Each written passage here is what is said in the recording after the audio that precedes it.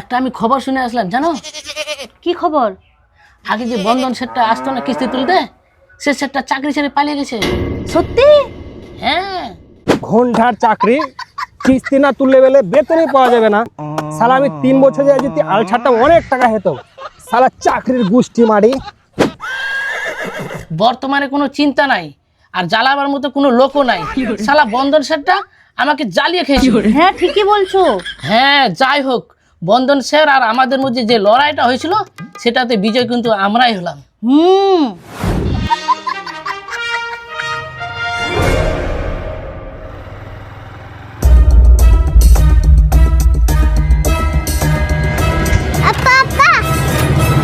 কি হয়েছে বেটা?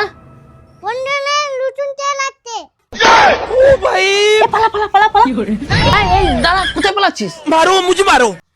কত আমি বন্ধন অফিসার বড় বড় দেখে নিয়েছি, এটা তো নতুন, এটা তো একদম আমার কেনি আঙুলের খেল। তুই চাপ নিস না, তুই এখানে শুয়ে যা, তারপর আমি দেখছি।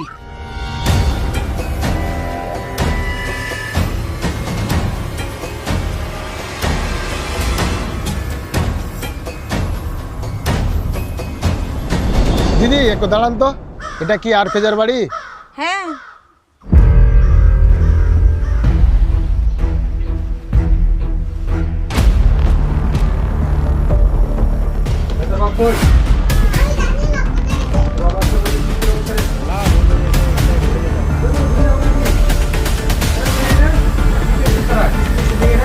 আমার ফাঁকি দিচ্ছি না, আমরা পরে কিন্তু পুলিশ নিয়ে যেয়ে উঠিয়ে নিয়ে যাবো। আরফেজা খাতুন, স্বামী সেন্টু আলী, এরা গত 9 মাস থেকে কিস্তি দেনি। তো আপনি তো নতুন জয়েন করেছেন, তো আপনার মধ্যে একটা গুণ, একটা জোশ দেখতে পাচ্ছি, সেটা একমাত্র বাঘের মধ্যে থাকে। বাঘ যেভাবে শিকার করে সেভাবে আপনাকে ওনাদের কিস্তিগুলো রিকভারি করতে হবে। Yes sir.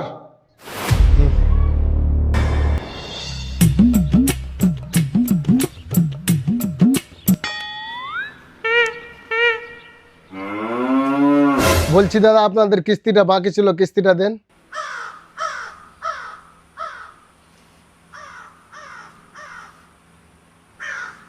একটা মানুষ কোনো রকম করে বেঁচে আছে, কখন দিয়ে চলে যাবে সেটা বলা মুশকিল।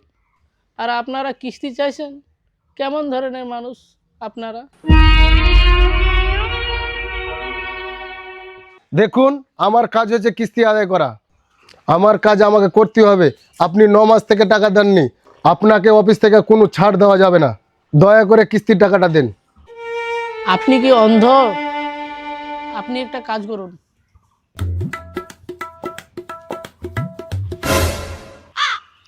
এই যে ধরুন বাস। কেন? ধরুন না, ধরুন ধরুন। হ্যাঁ, এই বাস দিয়ে আমাদের 3 জনের মাথায় বাড়ি দিয়ে আমাদের মেরে ফেলুন। ছি ছি ছি, আপনি কি কথা বলছেন? আমি ওই ধরনের মানুষ নয়। আমি নিজে মরে যাব, কিন্তু অন্য কাউকে মারবো না। কি বলছেন? আপনি কাউকে মারবেন না? এই যে দেখুন, আমার স্ত্রীর দুটোই কিডনি ফেল আছে, কত বাঁচাবার চেষ্টা করছি, কোনো মতেই বাঁচাতে পারছি না। আপনি যদি আজকে কিস্তিটা নিয়ে যান, তাহলে মনে করবেন এই মানুষটাকে আপনি আজকে মেরে ফেললেন। আপনি কি সেটাই চান একটা মানুষ টাকার অভাবে মারা যাক? না না না, আমাকে ক্ষমা করে দিবেন। আমি চাই না যে আমার জন্য একটা মানুষ মারা যায়। তাহলে আপনি কি চাইছেন? আপনার জন্য 3-4 জন মানুষ মারা যাক? না না না, আমি ওটা বলছি না তো। আমি চাই যে আমার জন্য কেউ মারা না যায়। এই যে শুনুন, আপনাকে কোনো কিস্তি মিস্তি দিতে হবে না। আমার কাছে 5,000 টাকা আছে, এটা রাখুন। আর দিদিকে ঠিক করার ব্যবস্থা করুন। আপনাকে অনেক ধন্যবাদ আমার এইভাবে উপকার করার জন্য। আচ্ছা ঠিক আছে। বলছি স্যার, বাসটা। ও লেন।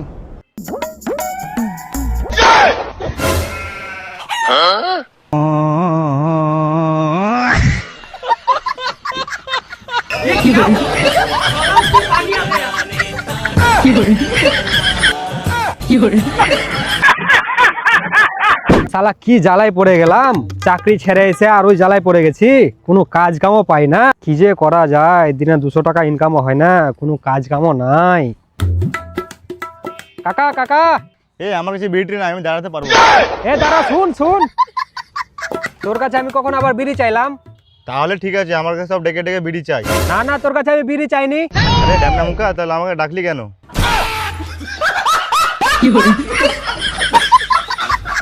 কাকা কাকা শুন না, তোর যে শস্যগুলো পেকে গেছে, তুই কি কেটেছিস? কেনে তুই কি জোরে লাগাবি?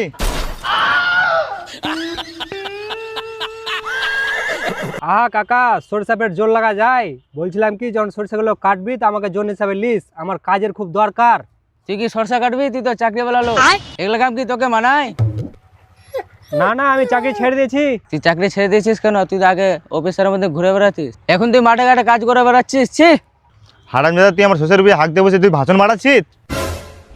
শালা কই ঢাল ঢাল করে ঢাল ঢাল করে তোর মার মার মার, শালাকে মার।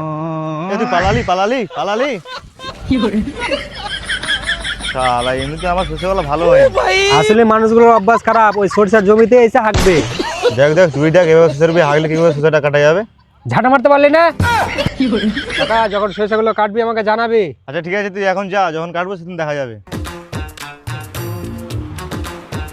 কে বন্ধন মাস্টার, তুই তো অফিসার মানুষ, কোথায় তুই স্যুট বুট পরে বেড়াবি, ছিঁড়া গামছা আর ঘাড়ে কোদাল নিয়ে কোথায় যাচ্ছিস তুই?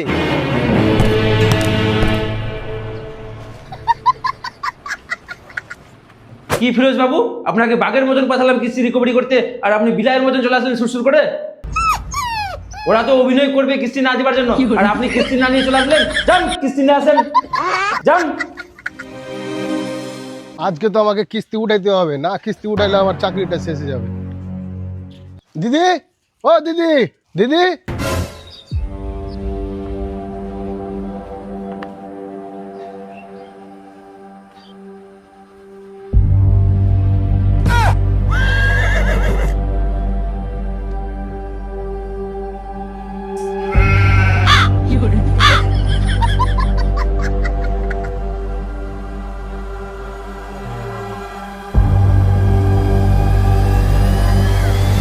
ওরা তো অভিনয় করবে কিস্তি না দেওয়ার জন্য, আর আপনি কিস্তি না নিয়ে চলে আসলেন। যান কিস্তি নিয়ে আসেন।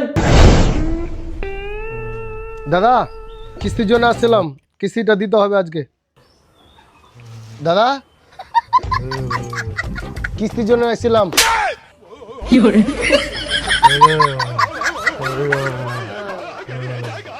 দাদা ওকে কিছু বলেন না, ওর মাথা ছিট হয়ে গেছে, তাহলে আরো মার খাবেন। কিন্তু দিদি কিছু করার নাই, আজকে কিস্তিটা দিতে হবে, অফিস থেকে আমাকে খুব চাপ দিয়েছে, দয়া করে কিস্তিটা দেন। তাহলে আপনি একটা কাজ করেন, আমার তো দুটো কিডনি ফেল, ওর দুটো ভালো আছে, ওই দুটো নিয়ে যান। হ্যাঁ স্যার, ওরা ঠিকই বলেছে, পারলে ওর দুটো কিডনি দুটো নিয়ে যান। কি করে যে ওদের কিস্তি নিবো আমি? মানুষ মরে যাচ্ছে আর অফিস থেকে আমাকে চাপ দিচ্ছে কিস্তি নিয়ে যেতেই হবে আজকে, আর অফিস থেকে চাপ দিচ্ছে জোর করে কিস্তি তুলতেই হবে। কিস্তি পেলে না তুলতে পারলে অফিসে যাওয়া বারণ করেছে, আমি এই আর কিস্তি তুলতে পারবো না, আমি এই চাকরি ছেড়ে দিলাম, দরকার নাই এসব চাকরি। এই বেটা চল, ওঠ ওঠ।